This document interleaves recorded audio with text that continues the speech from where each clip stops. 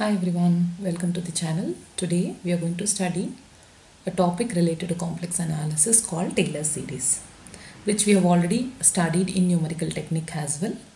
So here a function is analytic inside a circle with a center A.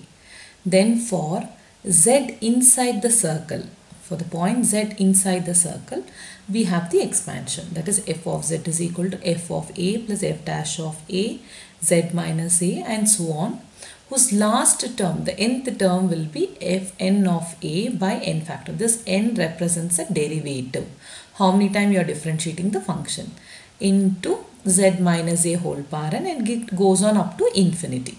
And we have considered only nth term, so we have stopped it up to fn of a by n factorial into z minus a whole power n. So when it comes to problem solving, it's always better to summarize it as one term. So we have represents f of z is equal to, taking the first term f of a plus, instead of expanding all these terms, we have taken it as summation. Since it starts from first derivative, we are taking summation n is equal to 1 to infinity fn of a by n factorial into z minus a whole power n. This will be used for solving problems where you have to find f of a and fn of a by n factorial into z minus a whole to the power n.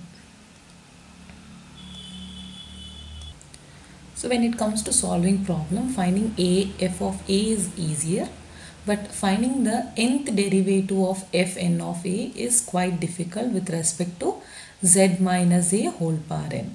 So for that we have nth derivative standard form. This will make you easier to solve and get the result. So what is it?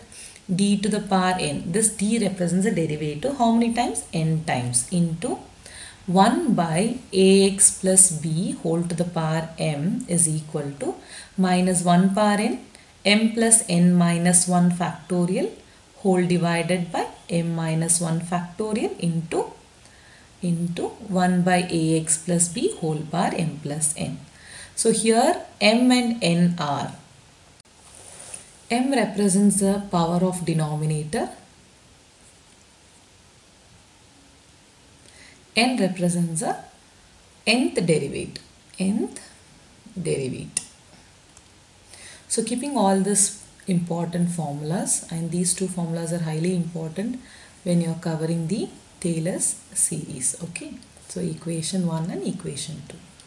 So let's move on to the problem. So the problem is, find the Taylor series expansion for the function. So our function f of z is 1 by z plus 1 the whole square. About the point, so this point is nothing but the value of a. Z is equal to minus I, and that is equal to the value of a which lies inside the circle. Okay, to form of f of z to be an analytic inside the circle C with the center point A, and this is the point z is equal to a, where a is equal to I. So first step is write what is given. So given the function f of z is equal to 1 by z plus 1 the whole square, and this you have to make a note, the value of a. Then quickly go to the formula. What is the formula we have? F of z is equal to f of a plus summation n is equal to 1 to infinity fn of a by n factorial into z minus a whole power n. Write this formula, okay, and start identifying which all terms you have to find it. So here you have the formula which I have denoted as equation 1.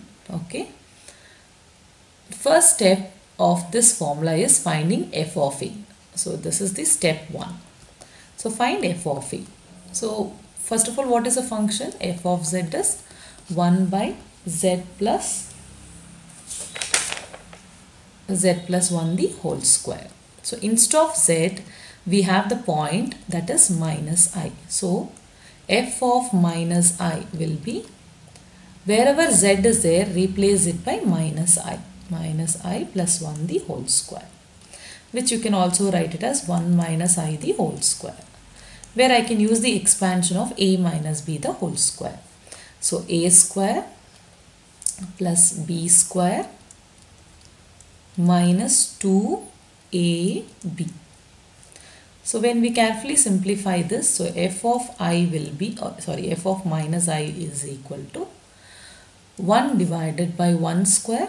I square is minus 1 minus 2i. So plus I minus I cancels out. So first term of your Fourier series, Taylor series is divided by minus 2i. So most of the complex analysis we try not to keep I in the denominator. For that, a simple step, you can multiply and divide by I. So when I multiply, what I get? 1 into I is I minus 2 into I square. As we know, I square is minus 1, so it's I by 2. This can be substituted in the first part of the Taylor series. The next step of finding the Taylor series is finding the second term of the series, that is fn of z. The other terms are all fine, we can find it. So to find the nth derivative of the function, please remember we have already written dn, represent of 1 by ax plus b the whole power m, can be written as minus 1 power n, m plus n minus 1 factorial by m minus 1 factorial into 1 by ax plus b whole power m plus n. So this will help us to find the nth derivative directly. So instead of d, I have f, n, and what is our function here? 1 by z plus 1 the whole square. Okay. So instead of a, it is 1. Instead of x, it is z. Instead of b, it is 1. And instead of m, it is 2. That's it. Okay. So carefully we need to substitute this in the formula. So what we get, and what is n? N will be n itself because we are finding the nth derivative, right? So it is minus 1 power n. Instead of m I have 2. So it is 2 plus n minus 1 factorial by 2 minus 1 factorial because m is 2 into 1 by a is 1, x is z. So it's z plus 1 the whole power m plus n. So m is 2, n is n itself. So can I write it as n plus 2? So these value you need to kindly substitute it in the second step. Hope it is clear till here. We have just wrote the formula, substituted the value of m, n, a, b value. Okay, we need to simplify this. So you can simplify minus 1 power n. 2 minus 1 is positive 1, so it is n plus 1 factorial by 2 minus 1 is 1, 1 factorial is 1 itself, so I am skipping that into z plus 1 whole power n plus 2, which I can write as z plus 1 whole power n plus 2 here itself. I hope till here it is clear. But we are supposed to define z at the point minus I. So wherever z is there, kindly replace it as minus I. So minus 1 power n, n plus 1 factorial by minus I plus 1 whole power n plus 2. So now consider the denominator term. Actually we need to find nth derivative of the function. But the denominator has n plus 2 terms. So we can further simplify by separating the powers. So how can we separate? This is common base which has power n plus 2. Split the power. So I can write 1 minus I the whole power n into 1 minus I whole power square. So the easiest way of simplifying further is partial fraction.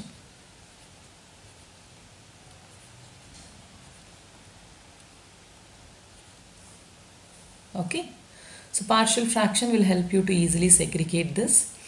So on applying partial fraction, after segregating, I have got the result as, which I am writing it directly.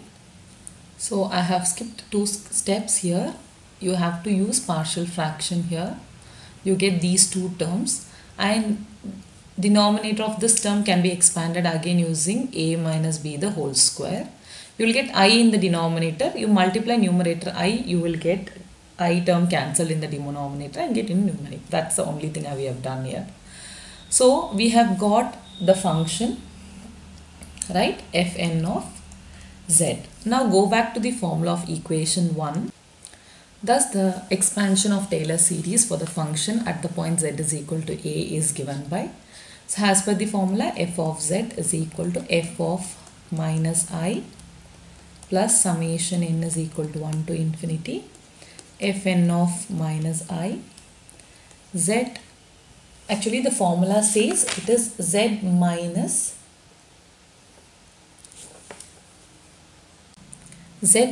a whole power n. So we have minus and minus I whole power n divided by n factorial. So you can further simplify that minus of minus 1 will be plus, and f of minus I we have got the value as I by 2 into I by 2 is your first term plus summation n is equal to 1 to infinity fn of minus I by n factorial into z plus I the whole power n. Kindly substitute zn of minus I value here.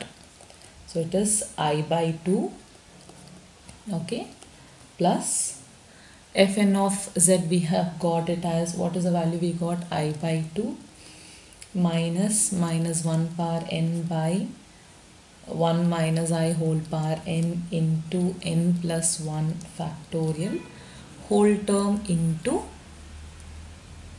z plus I the whole power n summation n is equal to 1 to infinity divided by n factorial.